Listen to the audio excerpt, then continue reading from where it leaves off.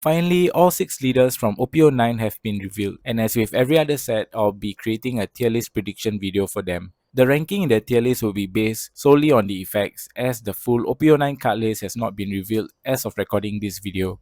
One thing to take note about this video is it is only within the OP09 vacuum, so once the full set is out next month, maybe a week after, I'll make an updated tier list and will then compare if I got my rankings right or wrong, along with deck profiles and week 1 report for these new leaders. I'll be going through the leaders in color order and giving my thoughts on each of them.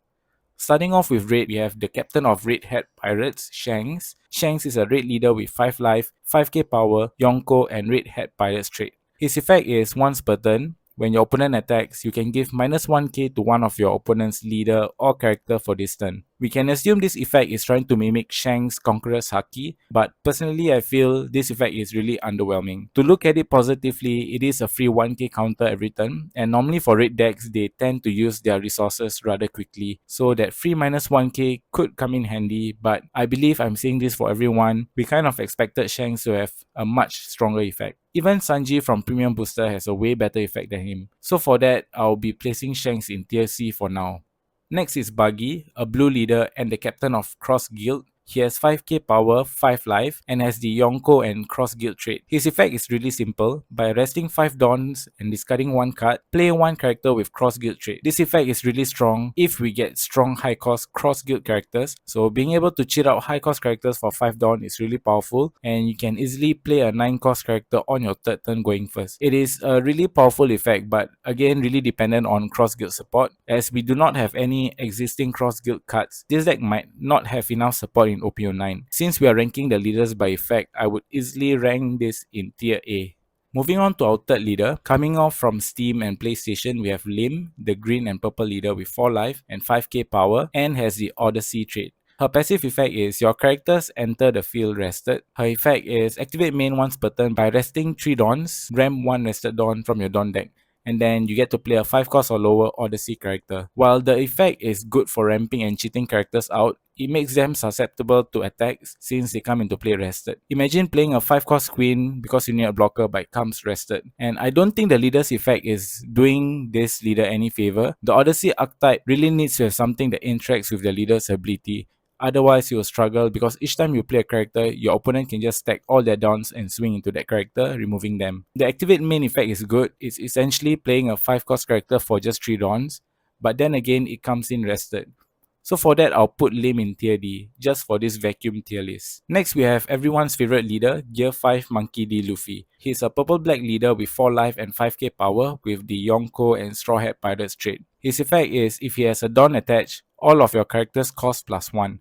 Similar to the starter deck 14 Black Luffy leader. His effect is during your turn once per turn, when 2 or more Dawn cards are returned back to the Dawn deck, you get back 1 active and 1 rested Dawn. So imagine having a 3 cost Pudding and 5 cost Kid at the same time. If you're going first on turn 2, you can drop down Black Maria at 3 Dawns, activate Maria's effect to go to 8, then at the end of your turn you go down to 2 because your opponent's at 2 Dawns.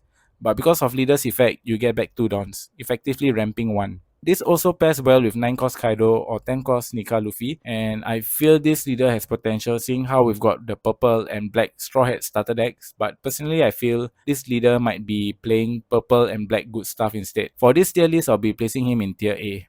For our 5th leader, we have the long-awaited waifu Nico Robin. I'm sure there are many players who has been waiting for her to appear as a leader. So she's a purple-yellow leader with 4 life and 5k power and the Straw Hat Pirates trait. She has a passive keyword which is Banish. This is really powerful effect, especially when going up against yellow decks or leaders with 4 life. Being hit by Banish means you're not receiving resources each time you take damage. Her next effect is similar to RP Uta, but instead by discarding a card with trigger, ram 1 rested Dawn. The problem with RP Uta was you are discarding resources to ram, so it's not that good, but because yellow has access to heal and her effect is kind of carrying the leader, so I think this leader could be a solid tier A in this list. I believe you'll be playing her in a purple-yellow good stuff deck, either that or the yellow Egghead and purple Straw Hat cards. So again, for this list, I'll place her in tier A. Finally, for the last leader of OP09, we have Blackbeard himself, Marshall D. Teach. He's a black leader with 5 life, 5k power, has the Yonko and Blackbeard Pirates trait. His passive effect is your on-play abilities don't activate, meaning you can't play cards like Gecko Moria, Sabo, and even Rebecca. However, you can still play cards like Jack and Kaido.